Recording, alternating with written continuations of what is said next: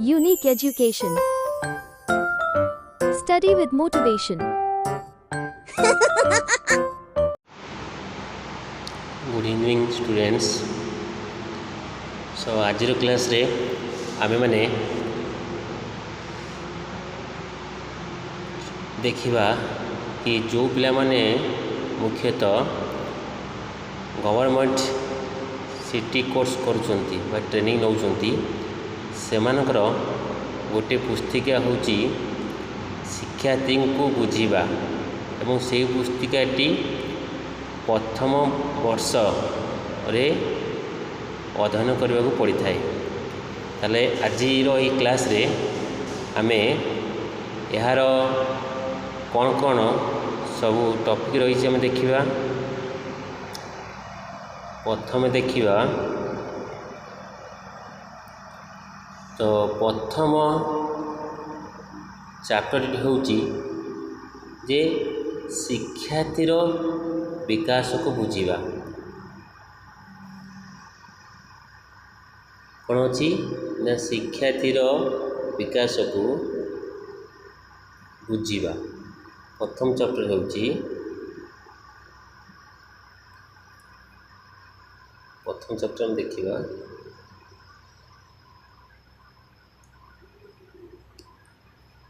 प्रथम चैप्टर जो होची कौन ना शिक्षार्थीर विकास को बुझीबा। That means understanding child development.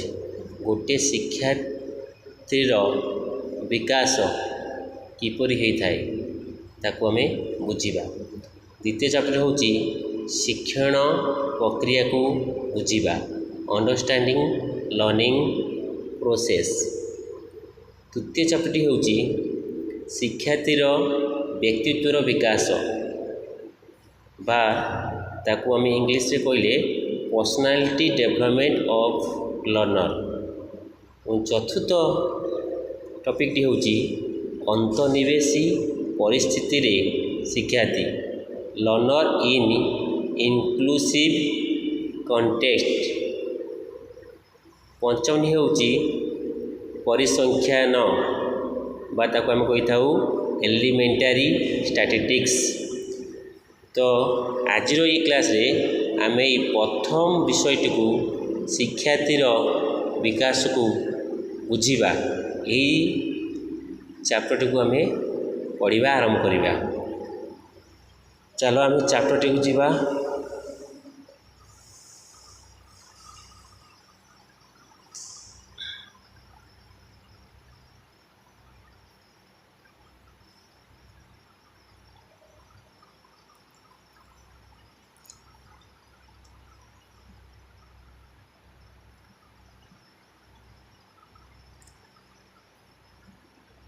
देखो पिला माने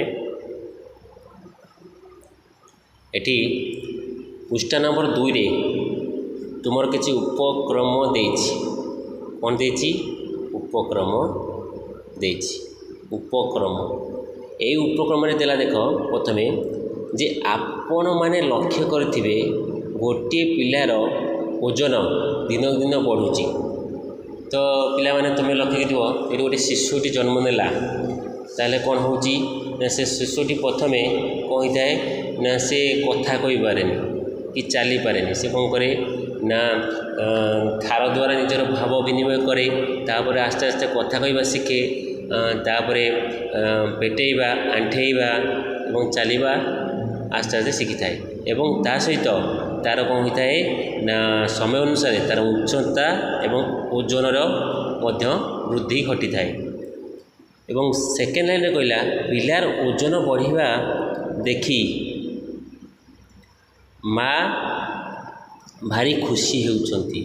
माने जदि पिलाटी देख माँ निश्चय रूपे पिलाटी जन्म देछि जेतळे पिलाटी माँ निकटरे बा माँ आखि आगरे कौन हम ना बढ़िबार लगे से मार मन कौन हो जाए ना आनंद रे पूरी उठे बा से बहुत अत्यंत खुशी होता है। तार कहला बेले बेले पैंट सार्ट सान हो गले भी विरक्ति प्रकाश करुछंती। तामने पिला माने मने पकाओ तुमे माने तुमको जिते गोटे वर्ष बयस बा 2 वर्ष होइतिला तुमे ଯେଉଁ ସାର୍ଟ ପ୍ୟାଣ୍ଟ ପିନ୍ଧୁଥିଲ ତେବେ ସେଇ ସାର୍ଟ ପ୍ୟାଣ୍ଟ ଏବେ ତୁମମାନଙ୍କୁ ହେବ କି ହେବ ନାହିଁ, କାରଣ ତୁମର କ'ଣ ହେଇଛି ନା ଗ୍ରୋଥ୍ ହେଇଛି ବା କ'ଣ ହେଇଛି ନା ବୃଦ୍ଧି ହେଇଛି, ତେଣୁ ସେ ସାର୍ଟ ପ୍ୟାଣ୍ଟ ତୁମେ ପିନ୍ଧିପାରିବ ନାହିଁ। ସେଥିପାଇଁ ମଧ୍ୟ ବେଳେବେଳେ କ'ଣ ହୋଇଥାନ୍ତି ମା' ମାନେ ଟିକିଏ କ'ଣ ହୋଇଥାନ୍ତି ବିରକ୍ତ ଭାବ ପ୍ରକାଶ କରିଥାନ୍ତି। ପୁଅ ଝିଅ ପ୍ରଥମେ କଥା କହିଲା ବେଳେ ଓ ପରବର୍ତ୍ତୀ ସମୟରେ କଥାବାର୍ତ୍ତାର ଫରକ ଅନୁଭବ କରୁଛନ୍ତି। ଏଇଟା ମଧ୍ୟ କଥାବାର୍ତ୍ତାରେ ମନେ ଦେଖ, ଯେତେବେଳେ ଛୋଟ ପିଲାଟେ ଥିବ ସେ କ'ଣ ହୁଏ ନା କଥା କହିପାରେ ନା କି ଚିହ୍ନିପାରେ ନା, ଇଏ ହେଉଛି ମୋ ବାପା, ଇଏ ମୋ ମା', ଇଏ ମୋ ଭାଇ, କାହାକୁ ଚିହ୍ନିପାରେ ନା।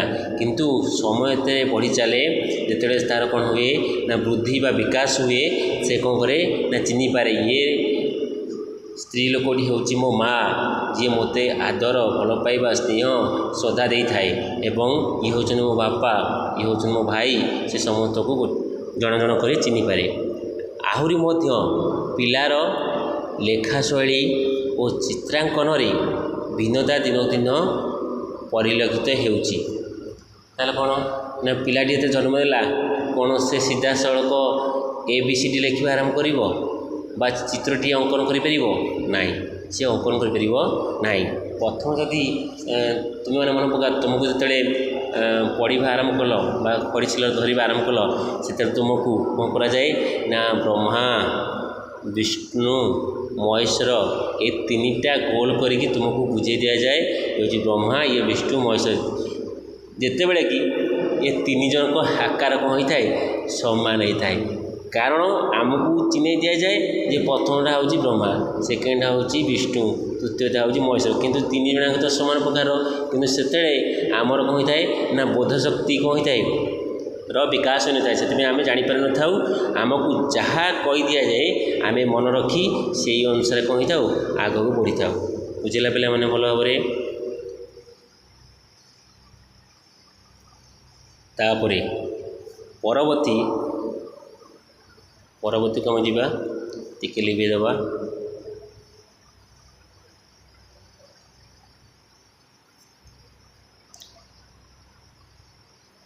ପରବର୍ତ୍ତୀ ହେଉଛି ନିଜେ ନିଜକୁ ପରଖିବା। କ'ଣ କହିଲା? ନିଜେ ନିଜକୁ କେମିତି ପରଖିବା ନା ପିଲାଟିର ଏପରି ପରିବର୍ତ୍ତନ କାହିଁକି ହେଉଛି। ତାହେଲେ ନା ଏଠି ଗୋଟେ କୋଶ୍ଚିନ୍ ଦେଲା ନା ଯେଉଁ ପରିବର୍ତ୍ତନ ସବୁ ଆମେ ବର୍ତ୍ତମାନ ବୁଝିଲେ କି ତା'ର ସମୟ ଅନୁସାରେ କ'ଣ ହୋଇଥାଏ ବୃଦ୍ଧି ବିକାଶ ଘଟିଥାଏ ବା ପରିବର୍ତ୍ତନ ଆସିଥାଏ, ତାହେଲେ ସେଇ ସବୁ ପରିବର୍ତ୍ତନ ଯେଉଁ କାହିଁକି ହୋଇଥାଏ ନା ଦେଖ, ଏହିସବୁ ପରିବର୍ତ୍ତନର କାରଣ ହେଲା ଶିକ୍ଷାର୍ଥୀମାନଙ୍କର ସବୁ ସମୟରେ କିଛି ନା କିଛି ବିକାଶ ଘଟିଥାଏ। ତା'ମାନେ ପ୍ରତ୍ୟେକ ସମୟରେ ବା ସବୁ ସମୟରେ କ'ଣ ହୋଇଥାଏ, ଗୋଟିଏ ଶିକ୍ଷାର୍ଥୀର ହେଲା କ'ଣ ହୋଇଥାଏ ନା କିଛି ବିକାଶ ଘଟିଥାଏ। ସେମାନେ ସର୍ବଦା ପରିବର୍ତ୍ତନଶୀଳ। କେମିତି ନା ଗୋଟିଏ ପିଲାଟି ଧର ଜନ୍ମ ନେଲା, ଦେଖ ଗୋଟିଏ ପିଲାଟି ଜନ୍ମ ନେଲା, ସିଏ କ'ଣ ହୋଇଥାଏ ନା ପ୍ରଥମେ ସେ ଚିହ୍ନିପାରେନି, ହେଲା ସେ ଜାଣିପାରେନି ଇଏ ହେଉଛି ମୋ ମା', ଇଏ କି ମୋ ବାପା, ଇଏ ମୋ ଭାଇ, ସେ କାହାକୁ ଚିହ୍ନିପାରେ ନା। ଯେତେବେଳେ କ'ଣ ହୁଏ ନା ତା'ର ବୋଧଶକ୍ତି ଆସିଯାଏ, ସେ ଜାଣିପାରେ ଇଏ ହେଉଛି ମୋ ମା', ଇଏ ମୋ ବାପା, ଇଏ ମୋ ଭାଇ, ହେଲା। ତେଣୁ ସମସ୍ତଙ୍କୁ ସେ ଚିହ୍ନିପାରେ ଏବଂ କ'ଣ ହୋଇଥାଏ ନା